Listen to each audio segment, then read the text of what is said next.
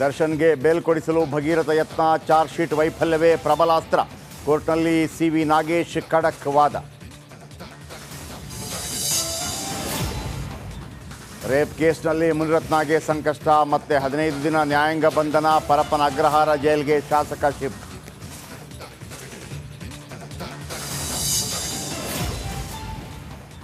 ಕರುನಾಡಿನ ಹಲವೆಡೆ ಮಳೆ ಅವಾಂತರ. ಗಣಿ ಕೆಸರಿನಲ್ಲಿ ಸಿಲುಕಿದ್ದ ಲಾರಿ, ಬುಲ್ಡೋಜರ್.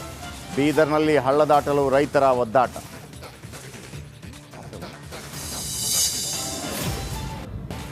ಬೆಂಗಳೂರಿನಲ್ಲಿ 13 ವರ್ಷದ ಬಾಲಕಿಯ ನಿಗೂಢ ಸಾವು. ಮಲಗಿದ್ದಲ್ಲೇ ಗಾರ್ಗಿಯ ಉಸಿರು ನಿಲ್ಲಿಸಿದ್ಯಾರು? ಪೋಷಕರ ಮೇಲೆ ಪೊಲೀಸರಿಗೆ ಅನುಮಾನ. ಹರಿಯಾಣ ವಿಧಾನಸಭಾ ಚುನಾವಣೆ 90 ಕ್ಷೇತ್ರಗಳಿಗೆ ಅಭ್ಯರ್ಥಿಗಳ ಹಣೆ ಬರೆದ ಮತದಾರ. 1031 ಅಭ್ಯರ್ಥಿಗಳ ಭವಿಷ್ಯ ಮತಪೆಟ್ಟಿಗೆಯಲ್ಲಿ ಭದ್ರ.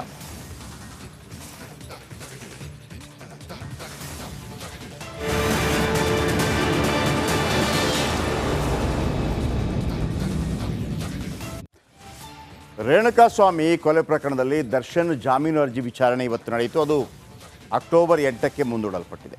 ಮೊದಲೇ ಹೇಳ್ಬಿಡ್ತೀನಿ, ಅಕ್ಟೋಬರ್ 8ಕ್ಕೆ ಮುಂದೂಡಲ್ಪಟ್ಟಿದೆ. ಇವತ್ತು ಸಿ ವಿ ನಾಗೇಶ್ ಮಾಡಿದ ಅಬ್ಬರ. ನಿನ್ನೆ 1.5 ಗಂಟೆ ವಾದ ಮಾಡಿದ ಹಿರಿಯ ವಕೀಲ ಸಿ ವಿ ನಾಗೇಶ್ ಇಂದು ಕೂಡ ವಾದ ಮುಂದುವರಿಸಿದ ಅವರು ತನಿಖಾಧಿಕಾರಿಗಳ ಬೆವರಿಳಿಸಿದ್ದಾರೆ. ತಮ್ಮ ವಾದದ ಉದ್ದಕ್ಕೂ ಚಾರ್ಜ್ ಶೀಟ್ನಲ್ಲಿರುವ ಲೋಪವನ್ನು ಎತ್ತಿ ಹಿಡಿದ ನಾಗೇಶ್ ಸುದೀರ್ಘ ವಾದ ಮಂಡನೆ ಮಾಡಿದರು. ಸದ್ಯ ಅಕ್ಟೋಬರ್ 8ಕ್ಕೆ ವಿಚಾರಣೆಯನ್ನು ಕೋರ್ಟ್ ಮುಂದೂಡಿದೆ. ಅಲ್ಲಿವರೆಗೂ ದರ್ಶನ್ಗೆ ಜೈಲು ವಾಸವೇ ಗಟ್ಟಿಯಾಗಿದೆ.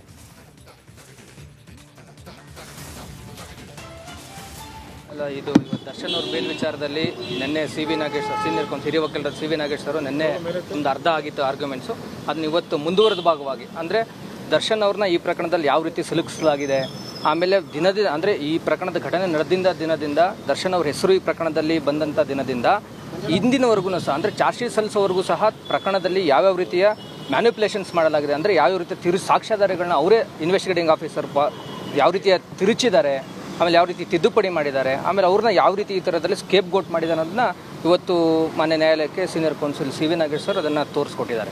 ನಮ್ಮ ಅಂದರೆ ದರ್ಶನ್ ಪರವಾಗಿರುವಂಥ ವಾದಗಳು ಮುಕ್ತಾಯ ಆಗಿದೆ. ಉಳಿದಂತೆ ಇನ್ನು ಆರೋಪಿ ನಂಬರ್ 11 ಮತ್ತು ಅಂದರೆ ದರ್ಶನ್ ಅವರ ಡ್ರೈವರ್ ಮತ್ತು ನಾಗರಾಜ್ ಅವರು ಸಂಬಂಧಪಟ್ಟಂತೆ ಮತ್ತೊಬ್ಬರು ಹಿರಿಯ ವಕೀಲರಾದ ಸಂದೇಶ್ ಚೌಟ್ ಅವರು ಮಂಗಳವಾರ ಆರ್ಗ್ಯುಮೆಂಟ್ಸ್ ಮಾಡೋರಿದ್ದಾರೆ.